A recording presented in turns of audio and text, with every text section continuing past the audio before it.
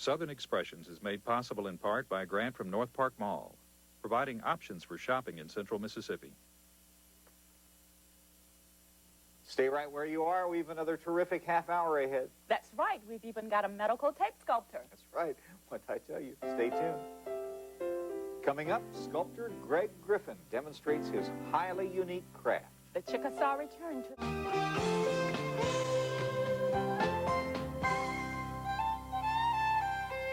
We are glad to have you with us, and what a show we have tonight, wouldn't you say? That's right. Stanley will visit an authentic German restaurant, and of course, Felder will have some tips for the gardeners. Also, we'll have the epic saga of the Chickasaw Indians and their recent healing journey to their homeland. And later in the show, we will bring you the heartwarming story of the Sparta Opry. They hold picking and grinning sessions to raise money for those who are in need. You've probably heard the term medical arts, but we think we found the first medical artist, the visual kind, that is. Greg Griffin of the Delta town of Marigold is a talented sculptor whose working material can be found in any first aid kit. He is, to our knowledge, the first ever surgical tape sculptor.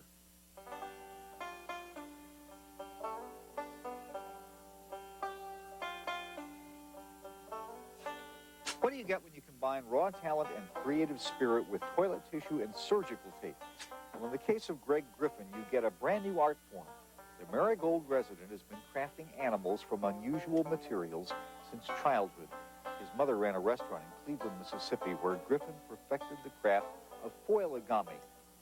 Later, he found himself working in the medical field. I went to work as an EMT, and we were based in the emergency room, and I would make figurines of dinosaurs for the children that would come in. And a nurse one night asked me to make her a polar bear out of the foil. And I said that she wouldn't really be able to tell if it was a polar bear out of the foil. Let me make it out of this tape. So I grabbed a 2-inch roll of tape and proceeded to make her a polar bear. Then she asked me to make her an alligator, and one thing led to another, and I started looking at pictures. The picture for this came from a hunting magazine, and it was on one of those collector plates. I don't get both sides. I just usually work from one side and hope it turns out. In just over a year, Griffin has honed the craft of tape art and can barely keep up with the work he's been commissioned to create. Some of his earliest supporters were local gallery and shop owners in Marigold, an artistic haven just north of Cleveland. Well, we sold out at Christmas, and he told me to quit taking orders. So I was special ordering for him, and people were bringing pictures of their pets because he's really good about details and putting the spots where they're supposed to be, and people have like boxers with black faces and different things. So he's done real well, and he copies the animal to the, you know, just exactly like the picture. It's really a unique kind of thing, and he's developed it his own special way. And it would take, I imagine, somebody else that was trained in getting what they wanted from, you know, whatever medium they were working in could get it. But he just has come up with this completely on his own. He was never trained in art, per se. But he's a chemist. And he just has a talent, a natural talent. In addition to tape and paper tissue, Griffin uses a few other household items for artistic effect. Paint markers in various tones for coloring, Christmas and Mardi Gras beads for eyeballs, paper clips for thin or bendable body parts, and super glue for hard and shiny surfaces such as teeth and antlers. The most common question Griffin is asked is, how durable are they? He insists that the works, which are coated in hairspray to repel the oils found on human skin, will be around for many years. A lot of people at first will think, well, this is not going to last very long, is it? And I can't imagine anything being more durable than surgical tape. I think it's probably going to be here a long time.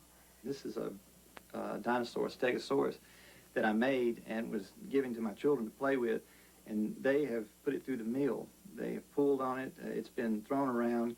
A dog has taken it and tried to tear it up, and I have no worry that it won't stay together for 1,000 years. It's cotton, and cotton is very lasting.